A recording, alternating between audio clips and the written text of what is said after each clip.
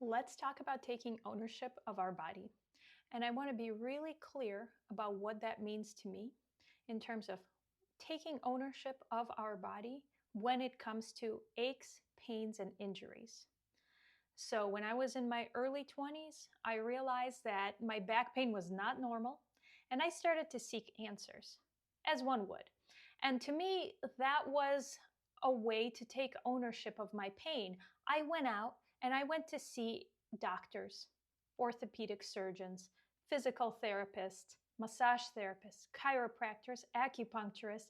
I went to see them all. I even had a Pilates teacher who was helping me. Like, I had everyone under the sun helping me with my back pain.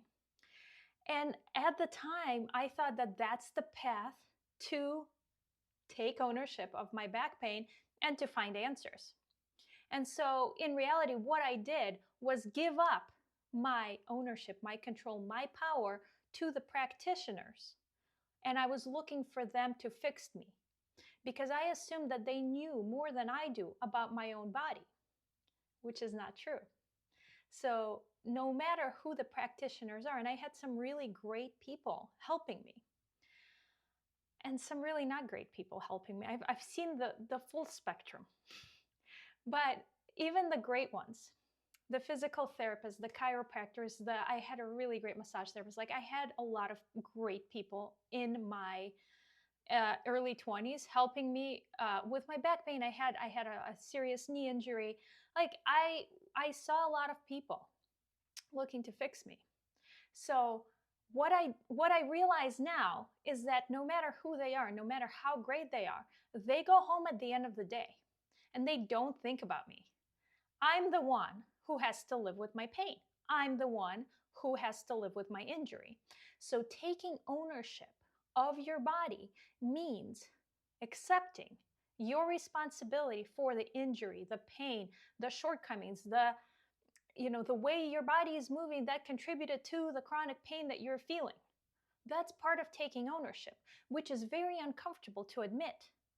But what it does is also it empowers you to then take control of the situation and to actually heal fully, to actually get the answers that you seek, to relieve your pain, to heal your injuries, to get rid of the aches and pains.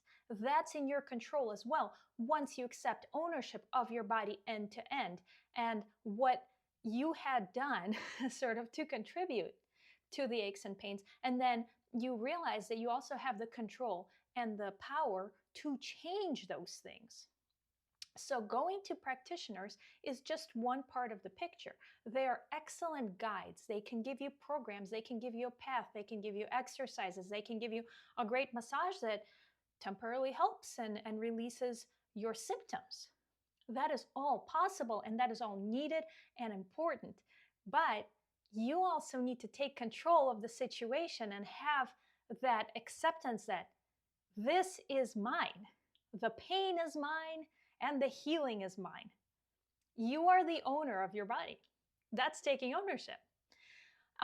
So that's when it really becomes effective. So the people helping are just, first of all, they're thinking about your problem from their perspective. So they're looking at you through their lens, right? So if you're going to a physical therapist, they're going to look at your injury from a muscular perspective, look at your joints and so on. They're thinking in that regard.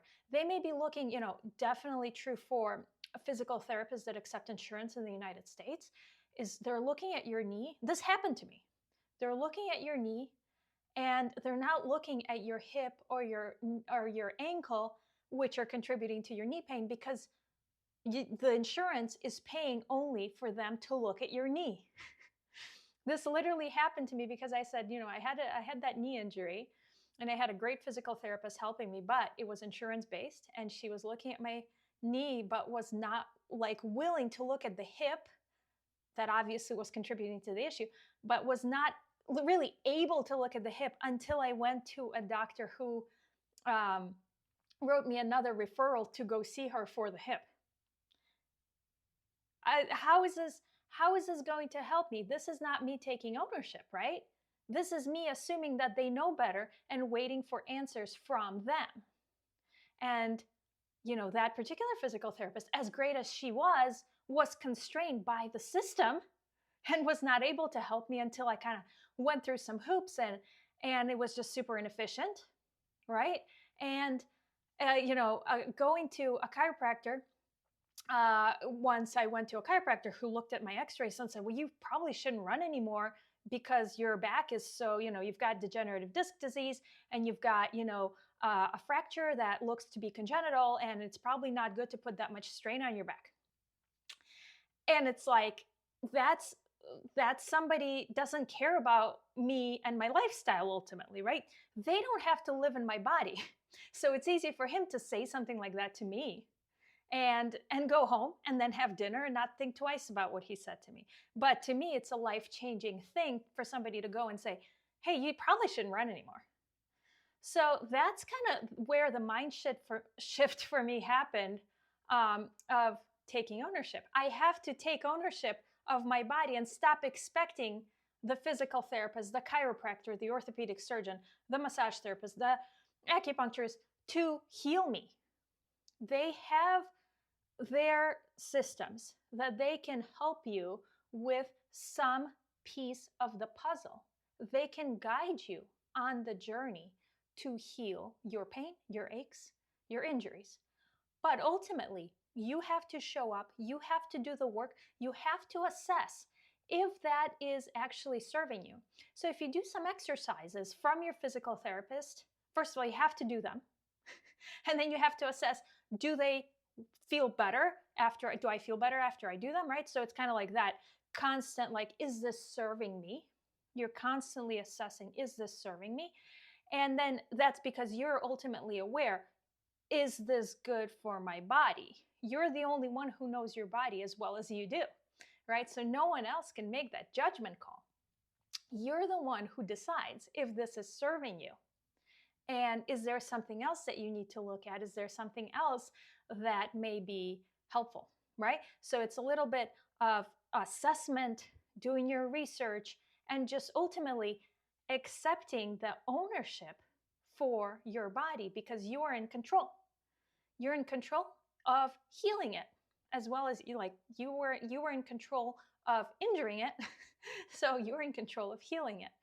And that's taking ownership end to end. So the nice thing about once you go through that uncomfortable stage of vulnerability, of accepting that, your shortcomings and your injuries come from you, you're the one responsible for them, then the nice thing is you get to own the success of your healing journey. You get to own everything you've done, all of the work that you put in, that's you as well. So you own that piece as well, because you are in control from end to end. You get to claim success. It's not that somebody fixed you, it's that you fixed you with some guidance from somebody else. But ultimately, it was you who did that. You did the work and you fixed yourself. And so some examples of not taking ownership, and again, like for me, it was just constantly seeing practitioners over and over again, assuming that this one will fix me because it's like not quite getting fixed, right? I'm still in pain. Going to see more and more people will finally, somebody out there will finally fix me. It was more that I put together enough pieces of the puzzle that I was able to fix myself. And then I realized that it's actually up to me to heal my pain. So another common example I see is somebody with an injury who was possibly told that they shouldn't run anymore or shouldn't, ski anymore, like just do something. Like they were told, well, you probably shouldn't do this anymore. And then you're like, well, this is something I love doing. And you just accept that this practitioner is saying, well, no, you probably shouldn't do that anymore. But again, they get to go home and have dinner and not think about you. You're the one who is left with, okay, I can't run anymore, or I'm not supposed to ski anymore, or I'm not supposed to, train Brazilian Jiu-Jitsu, like whatever it is. And it's up to you to figure out, well, is that true? Is there something that can be done?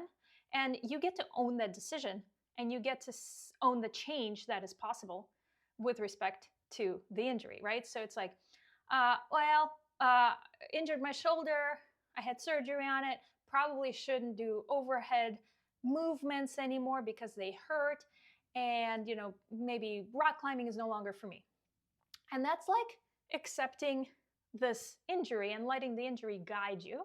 At the same time, if you take ownership of that whole system, it may be that there are some possibilities for you. There could be a way for you to do something that you love. I think that's really important, because if you love something, and you're just like cut off from it because somebody said, well, you probably shouldn't do that anymore, that's not good enough. That's not good enough. That is still up to you to decide if you are willing to accept that. And if you don't have to accept that, and you can take steps to change it. So, given the severity of the injury, it may not be that, you're going to become a professional at that sport or whatever, but it's like, is this something you love? And if so, what can be done? And that's up to you to decide, and it's up to you to find it, and it's up to you to do the work to then ultimately succeed and then own that success and then love what you do and thrive and really, do whatever that you want in this life that you're given, right? That's the really important piece, that you're enjoying life that's been given to you in the way that you want, not because somebody said, well, you probably shouldn't run anymore. It's like, well, I really love running, so I'm going to figure it out. And then you figure it out, and then you thrive, right? And then another example is definitely postpartum women. We are told, I've heard this like 1,000 times, your body is just not the same after you have kids. And it's like, you have to accept the symptoms like leakage. Oh yeah, jumping causes me to leak. And that's just how it is. And I hear that so much, it's so commonly accepted that it's almost not questioned, right? And then having gone through 2 pregnancies, and just like, and I had 1 baby, but having gone through that, I know that the changes that your body goes through feel like, they are kind of completely, they alter how your body feels. And I can totally see people accepting that fact that, that's just leaking, incontinence. That's part of being a woman who's had kids. And it's not something you have to accept. There are things you can do to change that. And there's a lot of great physical therapists that will help you on your healing journey. And I, as a coach, can help you figure out how to incorporate movement differently into your exercises, into running and jumping, to not leak anymore. Absolutely possible, absolutely changeable. So there's kind of 2 pieces to taking ownership there. It's accepting that you don't have to accept leakage and the embarrassing symptoms that come with it, and then accepting that you can change it. It's kind of like not, I accept that this is me now, if you don't want to, right? It's saying, I have the power to change this outcome. I have the power to change the way my body moves, because now, your body is now different. Now you have the power to do a reset, to reconnect with your body, to move differently. So that's up to you. Your body is now different. That's something you have to accept. It has gone through this massive change. It is now different. So it may not feel like it did before, and pregnancy and postpartum did that, but you still have the ownership, that the control to change how you feel in your body. You still have control about how you move your body, the types of exercises you do, the movement quality, the posture, revisiting how you breathe. I mean, there's many things that can be done. And just like literally how you hold your back, how your abs work, all of that has to be retrained, but you also have the control to do that. So whether with the guidance of a coach or a physical therapist, or I really recommend a massage therapist postpartum, like to reconnect with your body, chiropractic, they're all great to give you some clues on this very difficult journey of figuring out your new postpartum body. But at the same time, you have that power to change whatever you don't like about what's going on with your body, right? In terms of your aches, pains, injuries, embarrassing symptoms, that is all possible to change, and you have the control to change it. So it's to me, it's hugely empowering to take ownership, because once you kind of go into that vulnerability of saying, this is my body, warts and all, aches and pains, injuries, leakage, prolapse, diastasis recti, like that. Okay, that's me. That's it. That's part of me. It's not for somebody else to fix. It's for me. The back pain is mine. It's part of my body. And that's like vulnerable. That's saying, you know, either I did that, or, you know, it's part of me. It's not this otherness that I have to outsource and have somebody else fix. That is difficult to accept. Now, though, you can move on and change whatever it is that you don't like. You now have the power to do that. So again, taking ownership includes both. Includes the acceptance of your symptoms, but also the empowerment that comes with saying, I can change these things. I know my body best. I will take steps towards changing whatever it is I don't like. And then you get to thrive. And then you get to accept the success of your hard work. And then you get to say, you know what? That guy told me I can't run anymore. Look at me now. Like, watch me. And then you're running, right? And then you're, you know, symptom-free, no leakage, no back pain, and you're postpartum, and you're thriving with your kids, and you're playing with your kids. You have the power to do that. Taking ownership of your body is exactly this. Having practitioners that guide you, but then you ultimately do the work and accept the success of it. That is taking ownership end to end.